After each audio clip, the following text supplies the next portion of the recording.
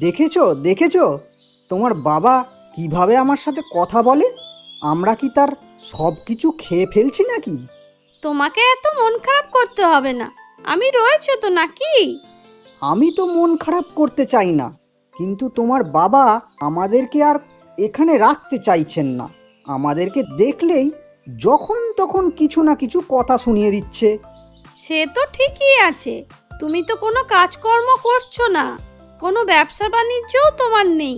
আমরা আমার বাবার বাড়িতে বসে বসে খাচ্ছি, এই জন্যই তো বাবা কথা শোনাচ্ছে।